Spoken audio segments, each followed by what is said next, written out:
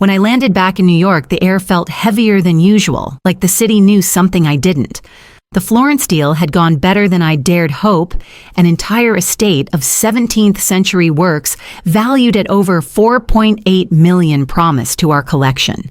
Signatures were inked handshakes, exchanged photos, taken in a palazzo lit by gold sconces and ancient sunlight. I should have been elated. Instead, I was exhausted. Not just from travel or negotiations, but from a weight I couldn't name yet.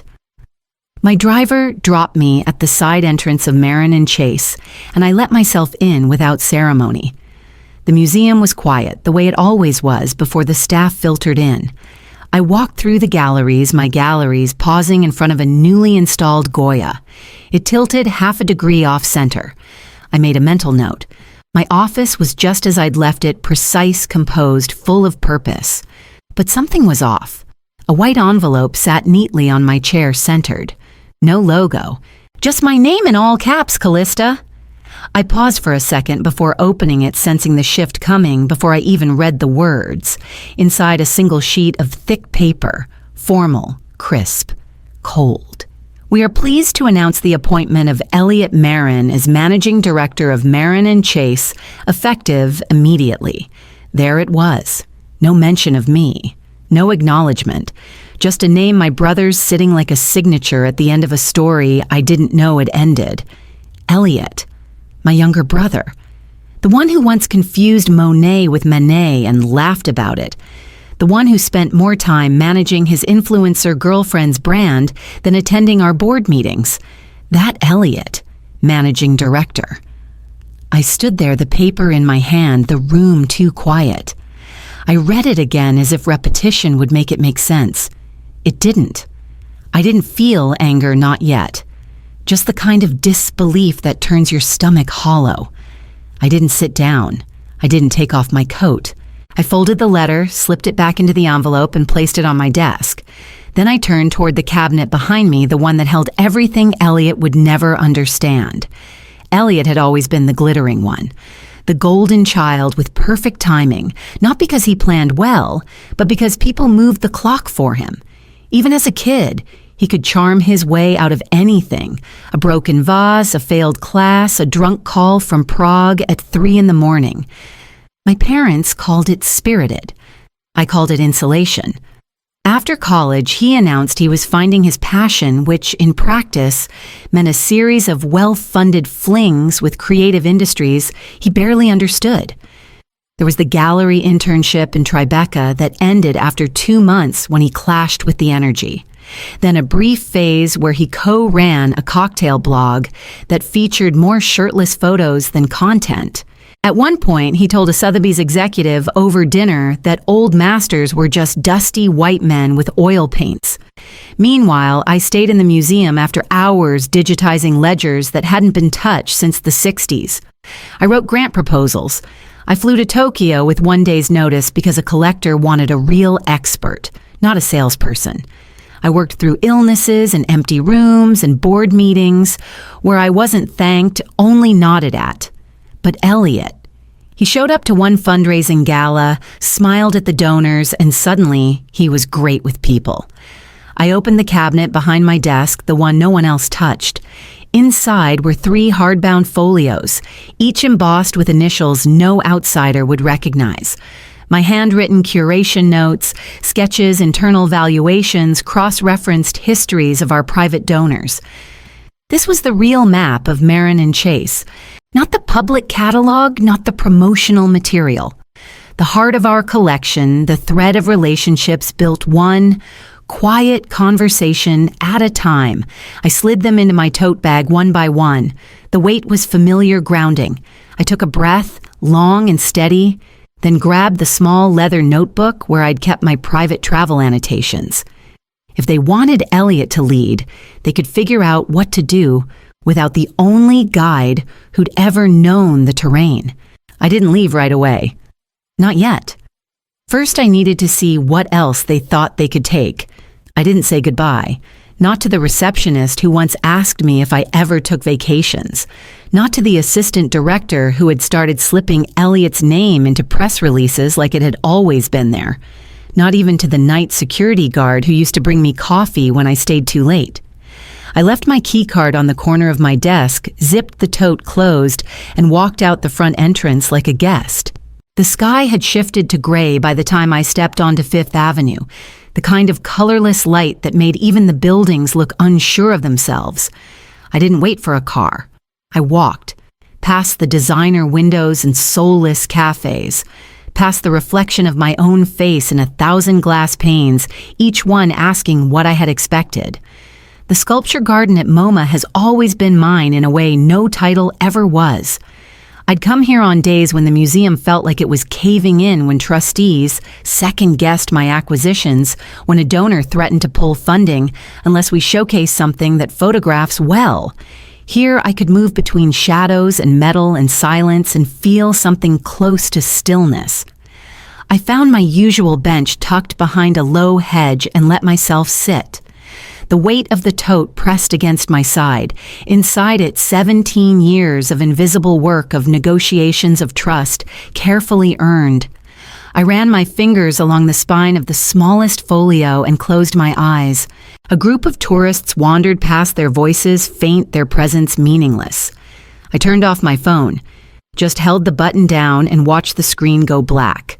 No vibration, no calls, no more notifications from people who hadn't thought of me until they needed something smoothed over. Let them panic. Let Elliot search the archives and come up empty. Let my mother ask why the donors had gone quiet. I had always been the answer they never thought to thank. And now they'd feel the silence I left behind. By the third day, the silence began to echo back. The donor from Florence Vincent Rojas sent a brief, impeccably worded email withdrawing his estate pledge. Concerns about institutional stewardship, he wrote, followed by, "I'll be exploring other placements." I didn't reply. He didn't expect me to. We both understood what he meant. That message alone would have sent Elliot into a spiral. Vincent wasn't just a generous patron, he was our anchor. His name opened doors, justified other donors' confidence. Without him, the spring exhibit collapsed, like a canvas caught in the rain. The museum's press office went quiet for a day, then started releasing vague statements about new leadership transitions. I saw screenshots forwarded from old colleagues. Half were confused, the other half were nervous. Then the text started. From Kara in Acquisitions, "Do you have 5 minutes? Elliot's asking about the Farnese Provenance Trail, says he can't find it." From Jerome in Restoration, the French consulate's curator called. "They want reassurance." What should I say? I didn't answer any of them. On the evening of the 5th day, my mother called. I let it go to voicemail. Then she called again. The 3rd time I picked up. Her voice was warm, too warm. The kind of syrupy sweetness she used when she needed to put the family back in a picture-perfect frame. "Darling," she began, "we're having a little dinner Sunday night. Just us. Thought it might be good to talk." I let the pause stretch. She kept going. "You know about Elliot's new role, and maybe about what you need too. We miss you, sweetheart." What I needed. It was laughable almost. But the strangest part was how easily I could have said yes. How quickly the years of invisible labor tugged at me again, pulling me toward the familiar role of fixer, closer, cleaner. But this time, the thread snapped. "I'll come," I said finally, voice flat. "But don't expect me to pretend nothing happened." And I meant it. Because this time, I wasn't walking back into the house they built. I was walking into the one they broke. The estate looked exactly as I remembered it. Polished, composed, aggressively perfect. Warm lantern lights spilled across the trimmed hedges, and the driveway was lined with flickering candles like they were welcoming royalty home. My mother's signature touch create a moment so curated no one would dare question what it covered up. Elliot opened the door with that same half smirk he'd been perfecting since adolescence. "Cal," he said, leaning in as if to kiss my cheek. I tilted away. "Let's not play." "Pretend," I said. His smile faltered, but he stepped back, ushering me inside. The dining room was set with crystal linen and silver. My father stood when I entered, gave a nod like he was chairing a meeting. My mother kissed the air near my face, her perfume cloying and over-familiar. We sat. Small talk unfolded like a script. The weather, renovations, someone's wedding I didn't care about. I let it roll past me, untouched. Finally, Elliot launched into his vision. Something about rebranding, about younger collectors and more contemporary pieces. We're exploring an influencer partnership in Berlin, he said, with the confidence of someone who didn't realize what he didn't know. I watched him. The way his hands moved, the way his eyes darted when pressed. He was selling air and hoping no one noticed the lack of oxygen. My father chimed in. Elliot brings a fresh direction, Callista. You've built a strong foundation, but the museum needs to evolve.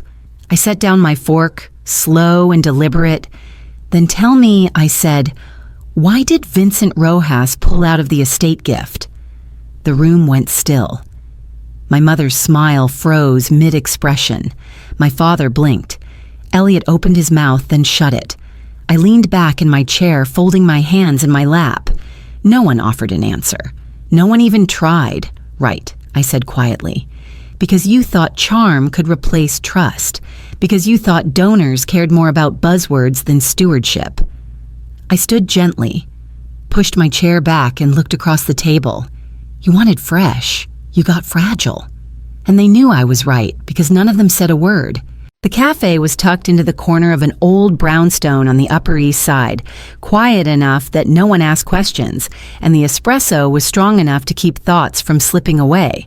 I took my usual seat by the window, opened my laptop, and began the work I hadn't let myself do until now.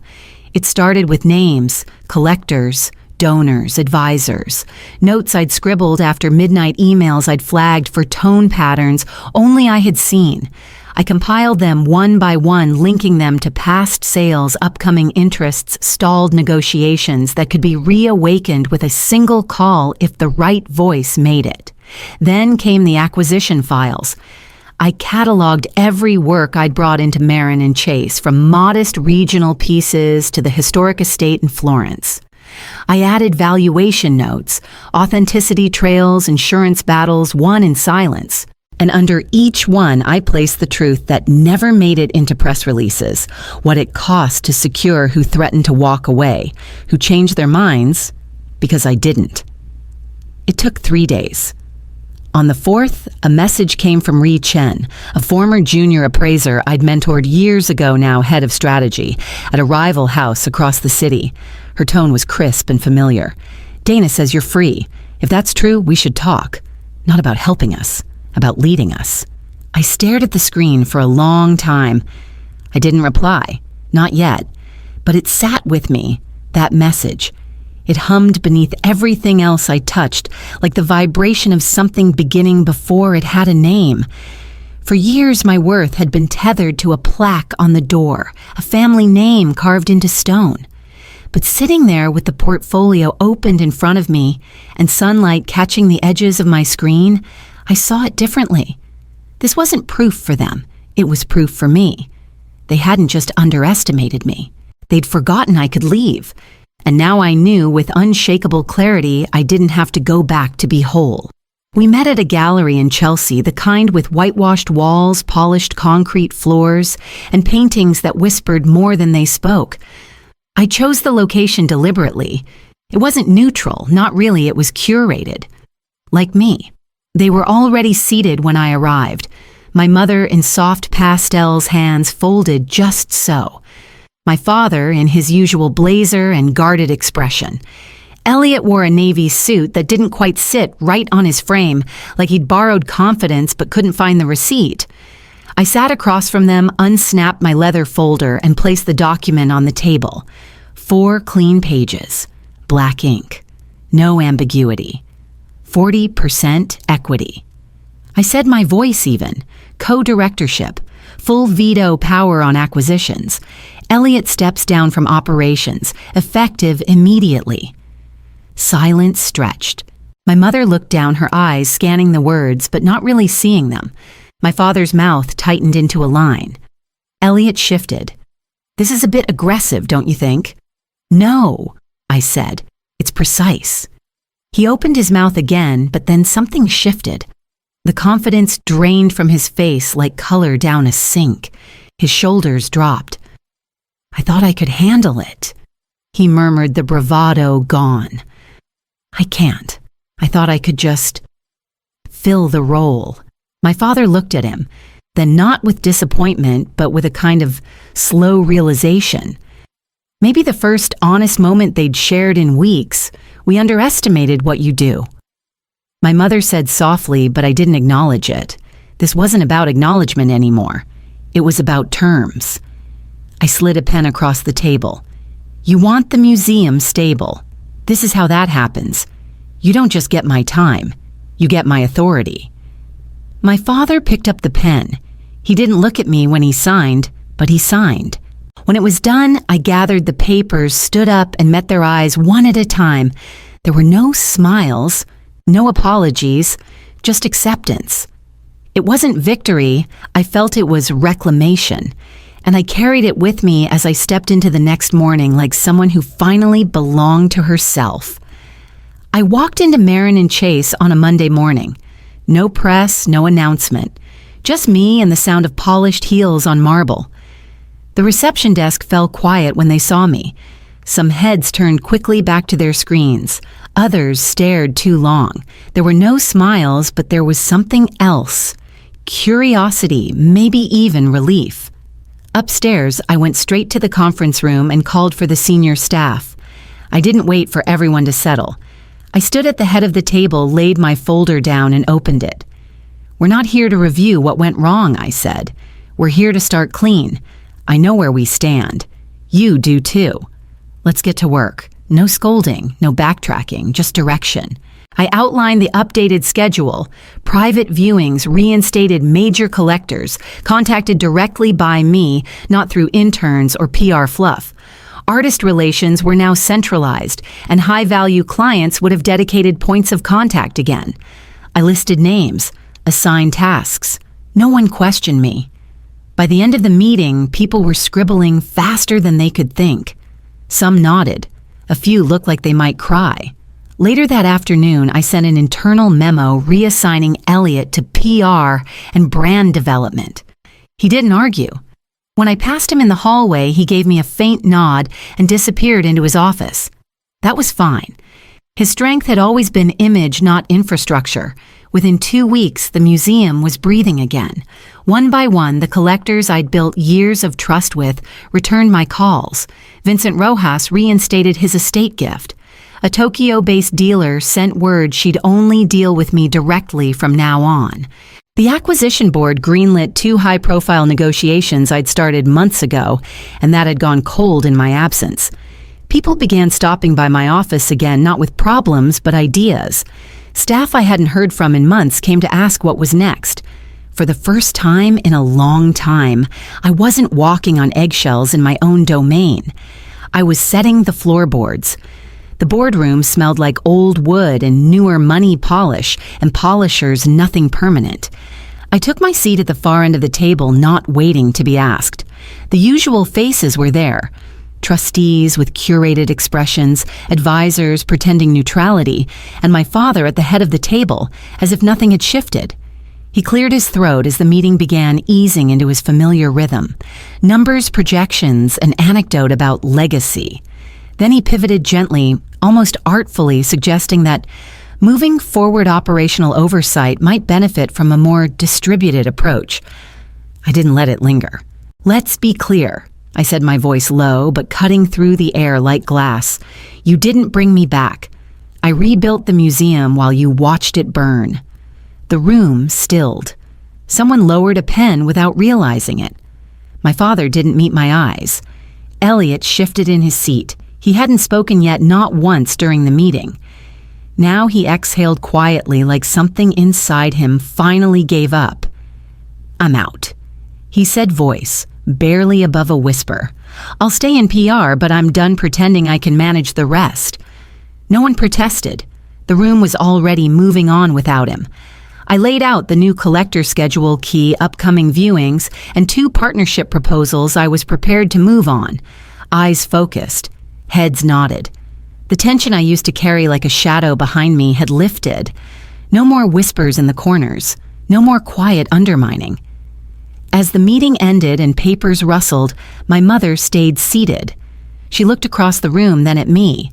Her voice was small, but it reached me. "We were wrong," she said. "You were the one all along." I didn't answer. Not because I didn't hear her, but because I didn't need the words. I'd lived too long doing the work while someone else took the credit. I gathered my things, stood, and walked out without waiting for the meeting to officially close. And for the first time, they didn't just let me lead. They followed. 2 months later, I sat on my balcony with a glass of wine watching the city move below like a restless constellation. Manhattan glowed as if it had never known failure. Maybe that was the trick of elevation, seeing chaos from above and calling it beauty.